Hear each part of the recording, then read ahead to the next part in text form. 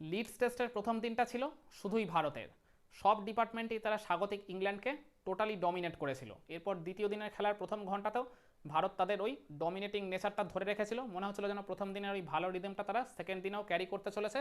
কিন্তু মাঝের ওই 1 ঘন্টায় ভয়াবহ ব্যাটিং কোল্যাপসের জন্য ভারতের অনেক হিসাব নিকাশ কিন্তু এলোমেলো হয়ে গেছিল। কিন্তু তারপরেও প্রথম ইনিংসে টিম ইন্ডিয়া 471 রান তুলেছিল, যেটা কিনা যে কোনো ম্যাচের পয়েন্ট অফ ভিউ থেকেই যথেষ্ট ফাইটিং, যথেষ্ট চ্যালেঞ্জিং একটা টোটাল। এর জবাবে ইংল্যান্ড যখন ব্যাটিং করতে নামলো, তাদের ইনিংসে কিন্তু ভারতের বোলার আর ফিল্ডাররা multiple number of chances create করেছিল, কিন্তু খুবই আনফর্চুনেটলি সেগুলো তারা সঠিক সময় মতো গ্র্যাব করতে পারেনি।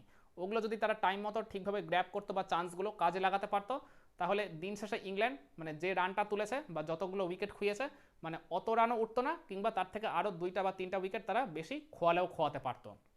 ওই জায়গায় আমি শুরুতেই বলবো তাদের ওপেনার বেন ডাকেট, তিনি দুইটা ক্যাচের সহজ সুযোগ দিয়ে বেঁচে গেছিলেন। তিনি যখন 11 রানে ব্যাটিং করছিলেন, তার এগেনস্টে ক্যাচের একটা মানে খুব ভালো মতো চান্স ক্রিয়েট করেছিলেন জসপ্রীত বুমরা। ওই জায়গায় মানে গালিতে ফিল্ডিং করা জয়সওয়ালকে ক্যাচের মানে সহজ সুযোগটা তিনি দিয়ে দিয়েছিলেন, মানে কিন্তু জয়সওয়াল মানে মুঠোর মধ্যে পেয়েও সেটাকে তালুবন্দি করতে পারেননি। তো ওই জায়গায় মানে ইংল্যান্ডের তখন স্কোরটা ছিল 1 উইকেটে 35।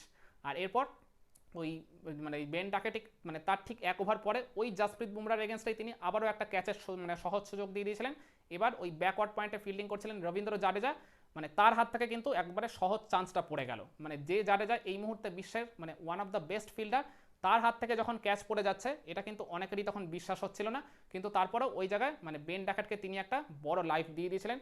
তখন বেন ডাকেট 15 রানে ব্যাটিং করছিলেন, ইংল্যান্ডের স্কোরটা ছিল 1 উইকেটে 39। আর এরপর বেন ডাকেট কিন্তু দিন শেষে তিনি যখন আউট হয়েছিলেন 62 রান করে গেছেন, আর মানে ইংল্যান্ডের স্কোরটাকে তখন ইতিমধ্যে 126-এ পৌঁছে দিয়েছেন। মানে যদি ওই দুটো চান্সের মধ্যে একটা মানে চান্স যদি ডেফিনেটলি ভারতের ফিল্ডাররা গ্র্যাব করতে পারতেন, তাহলে বেন ডাকেটের ইনিংসটা ওই 11 অথবা 15 রানেই খতম হয়ে যেত। তার ওই 62 রানের ইনিংসও খেলা হতো না, কিংবা ওই মানে অলিপোপের সাথে 100+ রানের পার্টনারশিপটাও গড়ে তোলা হতো না। আর এরপর ওই অলিপোপের এগেনস্টও ক্যাচের একটা খুব ভালো চান্স ক্রিয়েট করেছিলেন ওই জাসপ্রীত বুমরা। মানে জাসপ্রীত বুমরা এই দ্বিতীয় দিন ইংল্যান্ডের মানে ব্যাটারদের এগেনস্টে 3-3টা ক্যাচের চান্স ক্রিয়েট করেও মানে তার ওই ক্যাচগুলো মানে গ্র্যাব করতে পারেননি ভারতের ফিল্ডাররা। আর ওই জায়গায় তিনি ক্যাচের চান্সটা দিয়েছিলেন ওই থার্ড স্লিপে ফিল্ডিং করা যশস্বী জয়সওয়ালকে। কিন্তু জয়সওয়াল মানে ওইটা সবচেয়ে সহজ ক্যাচের চান্স ছিল, ওই 3টার মধ্যে সবচেয়ে সহজ চান্স ছিল ওই অলিপোপেরটাই। তো সেটাকে তিনি তালুবন্দি করতে পারলেন না, নাহলে অলিপোপের ইনিংসটা কিন্তু 60 রানেই খতম হয়ে যেত। আর ইংল্যান্ডেরও তখন কিন্তু স্কোরটা বোধহয় ছিল 2 উইকেটে 129। আর যে অলিপপ কিনা দিন শেষে 100 রান করে ক্রিজে অপরাজিত রয়েছেন, আর ইংল্যান্ডের স্কোরটাকে তিনি মানে দ্বিতীয় দিন শেষে নিয়ে চলে গেছেন 209-তে।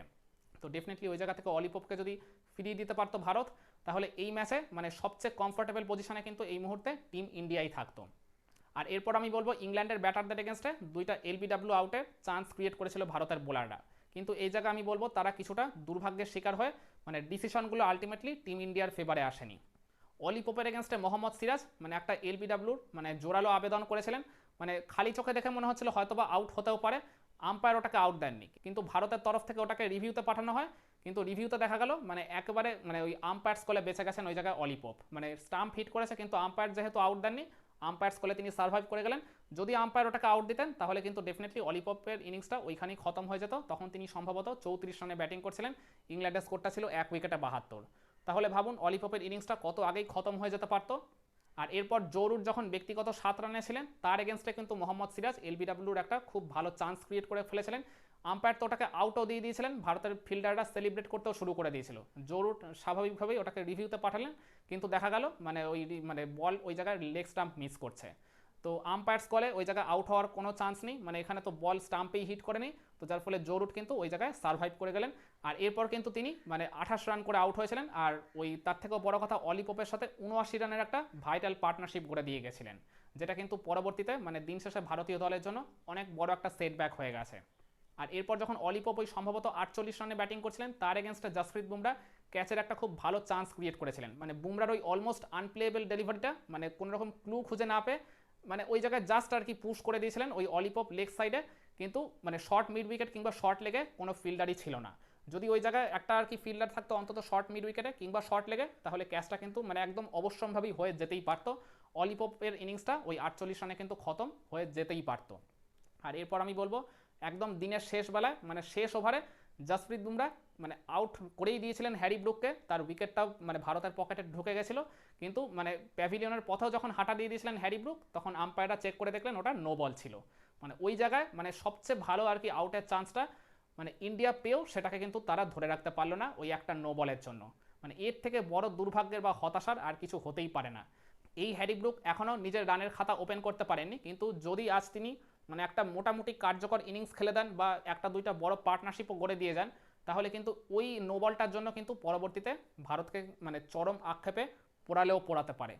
তো আমি মনে করি মানে টিম ইন্ডিয়ার তো ডেফিনেটলি মানে প্রথম ঘন্টায় ব্যাটিং বিপর্যয় তো হয়েছেই, তার উপর মানে ইংল্যান্ডের ইনিংসে মানে ভারতের বোলার আর ফিল্ডাররা যে এত এত চান্স ক্রিয়েট করেছিল, এগুলোর মধ্যে থেকে অন্তত 2 বা 3টাও যদি তারা ঠিকভাবে গ্র্যাব করতে পারতো বা মানে ভাগ্য যদি তাদের একটু সহায় দিত ওই পার্টিকুলারলি এলবিডব্লিউ আউটগুলোর ক্ষেত্রে, তাহলে ইংল্যান্ড যে 3 উইকেটে 209 এই অবস্থায় শেষ করেছে দ্বিতীয় দিনের খেলাটা, রানটা তো অনেকটা কম হতোই, মানে 3 উইকেটের জায়গায় 5 থেকে 6 উইকেট কিন্তু পড়ে গেলেও যেতে পারতো। তাহলে আমি বলতাম প্রথম দিনের মতো দ্বিতীয় দিনের খেলা শেষেও অ্যাডভান্টেজ টিম ইন্ডিয়া। কিন্তু এখন তো আর সেটা বলা যাবে না। একমত হবেন আমার এই পয়েন্টগুলোর সাথে আপনারা? কমেন্টে জানান।